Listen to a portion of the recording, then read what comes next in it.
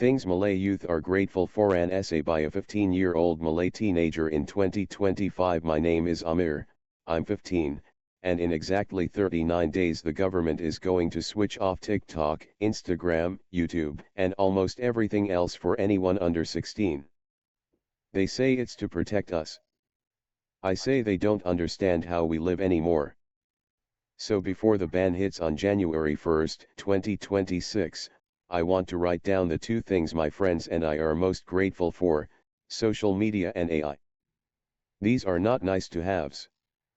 They are our oxygen. First, social media is our lifeline, not a luxury. People who are older than us think we are just scrolling for fun.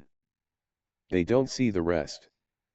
When school feels suffocating and the teachers still call you by your dad's name because all Malays look the same to them, we go live on TikTok and suddenly thousands of kids who get it are cheering us on. My friend Aisha in Kedah found out she wasn't the only hijabi who loves metal music because of a 15-second clip she posted. Within a week she had a whole community. For those of us under 16 and yes, even the under 13s who already sneak in with their kakaks phones, social media is where we speak languages our parents never taught us: mental health talk, body positivity in Bajakuran, how to come out to a Malay family, how to study for SPM when your house has no Wi-Fi except at 2 a.m.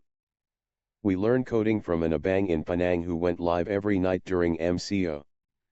We raised money for a Form 3 kid in Sabah whose house burned down RM47,000 in 3 days, all from duet stitches and donation links.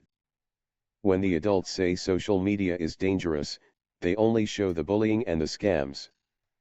They never show the night I cried in the surah because my parents were fighting again, and a stranger on Twitter Spaces talked to me until the azan for subur.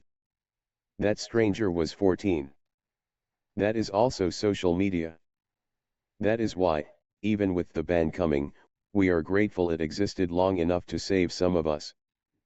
Second, we are grateful for AI because for the first time, Malaysia feels like it is running toward the future instead of just talking about it. The whole Southeast Asia is buzzing, but in Malaysia the hype feels personal.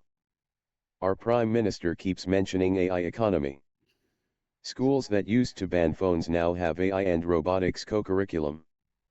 My Sekolah Kebangsaan in Shah Alam has a free Grok 3 terminal in the library. Yes, the one built by XAI that everyone says is better than ChatGPT. We use it to translate English research papers into Bahasa, to generate code for our Arduino projects, to write essays when we are blank, to make mid-journey art of a cyberpunk Kuala Lumpur with Malay warriors riding harimau-shaped mechs. For kids like me whose parents never went to university, AI is the cheat code. My abang failed AD math twice. This year he is using Claude and Gemini side by side to relearn everything, and he is actually excited about vectors now. During Hari Raya open house last week, my cousins aged 10 to 17 weren't fighting over PS5 anymore, they were competing to see who could make the silliest DeepSeek generated Raya greeting card. Even Maxik from Kampung asked me to ask the robot how to make kuih Raya that doesn't stick to the tray. We know jobs will change. We know some of us might be replaced. But for now, AI feels like the great equalizer.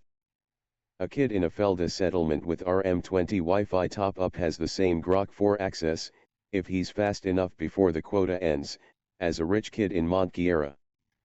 That has never happened before in Malaysia. So yes, in 39 days a lot of us will be locked out.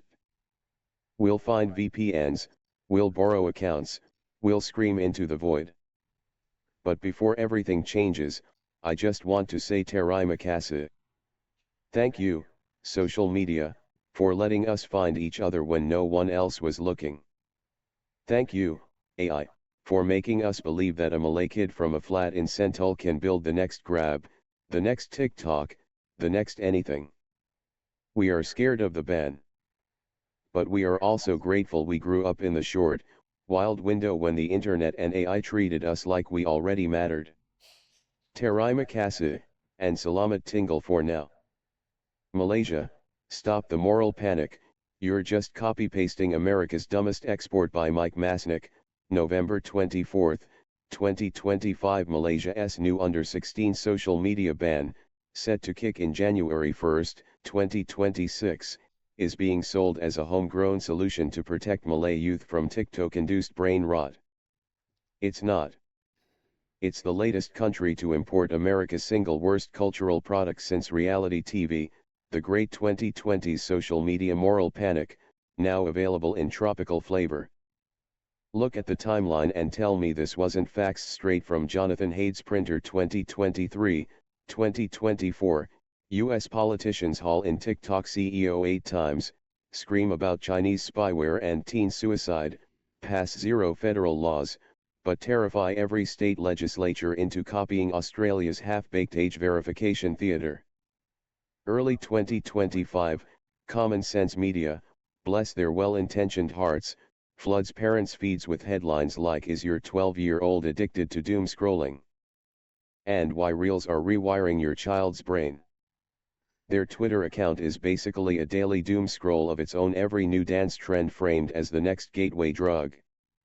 October 2025, Malaysia has a couple of tragic teen cases that make front-page news for weeks. November 2025, Malaysian ministers start quoting Haid, citing Common Sense Media infographics, and suddenly the solution is mandatory biometric ID upload to Meta and TikTok, because nothing says child safety like giving Mark Zuckerberg your kid's MyCAD scan. Congratulations, Kuala Lumpur. You just paid premium shipping for America's moral panic starter kit, the one that's already flopping spectacularly in Arkansas, Louisiana, Texas, and Florida, where kids just lie about their age or use YubiKeys and VPNs while parents shrug. The irony is delicious. Malaysian politicians keep